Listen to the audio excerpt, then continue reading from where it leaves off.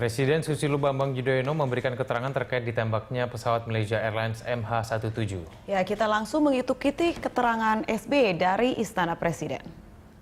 Bela sungkawa yang sedalam-dalamnya kepada negara sahabat kita Malaysia dan para keluarga korban. Dari sejumlah sumber resmi dan dipercaya yang Indonesia ikuti, pesawat Malaysia itu jatuh karena ditembak oleh peluru darat ke udara.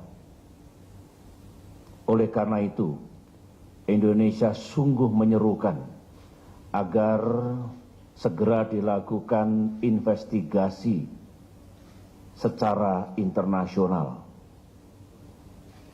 Kalau itu benar, pesawat sipil itu jatuh, ditembak oleh senjata militer, itu adalah pelanggaran hukum internasional dan bahkan hukum perang. Oleh karena itu, jika dalam investigasi terbukti seperti itu kejadiannya, Indonesia sungguh berharap agar pelakunya diberikan sanksi dan tindakan hukum yang tegas.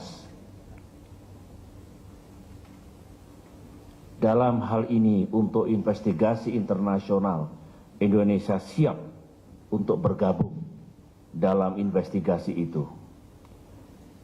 Saudara juga mengetahui bahwa dari 298 orang yang ada dalam pesawat itu yang menjadi korban, ada sejumlah saudara-saudara kita warga negara Indonesia. Dalam kaitan ini, Kementerian Luar Negeri dan sejumlah kedutaan besar kita, utamanya kedutaan besar kita di Belanda, di Ukraina, di Rusia, dan di Malaysia, sekarang sedang dan terus bekerja untuk melakukan identifikasi resmi berapa banyak dan siapa-siapa saudara kita itu, warga negara Indonesia itu. Tentu kita menunggu sesuai dengan himbauan maskapai penerbangan Malaysia untuk mengumumkan secara resmi kepada publik, karena prinsipnya keluarga korban harus terlebih dahulu diberitahu. Dalam kaitan ini saya telah mengeluarkan instruksi agar maskapai penerbangan Indonesia menghindari daerah-daerah konflik militer, khususnya di Ukraina, perbatasan Ukraina-Rusia, dan juga di atas jalur Gaza. Kementerian Perhubungan telah bertindak, demikian juga maskapai Garuda Indonesia. Saya juga menyerukan seluruh warga negara Indonesia yang akan bepergian di seluruh dunia yang menggunakan jasa penerbangan bisa memastikan bahwa pesawat yang ditumpanginya tidak melintasi wilayah daerah peperangan atau daerah konflik, sekali lagi di Ukraina, perbatasan Ukraina-Rusia, dan di atas jalur Gaza. Indonesia pada kesempatan yang baik ini juga menyerukan agar segera dicapai solusi damai di Ukraina, karena ternyata juga berdampak pada masyarakat dunia, terbukti dengan jatuhnya pesawat penerbangan sipil Malaysia. Saya mendapatkan laporan dari Menteri Luar Negeri Marty Natalegawa bahwa Dewan Keamanan PBB akan segera bersidang. Indonesia mendukung penuh dan justru berharap Dewan Keamanan PBB harus mengambil langkah yang serius dan segera. Pada kesempatan yang baik ini, di bulan suci Ramadan ini, Indonesia juga menyerukan solidaritas di antara sesama negara ASEAN untuk membantu Malaysia dalam mengatasi musibah ini dan langkah-langkah internasional yang lain untuk mendapatkan keadilan dari musibah atau tragedi yang sama-sama tidak kita harapkan ini. Saudara-saudara, pada kesempatan yang baik ini, saya juga ingin sekaligus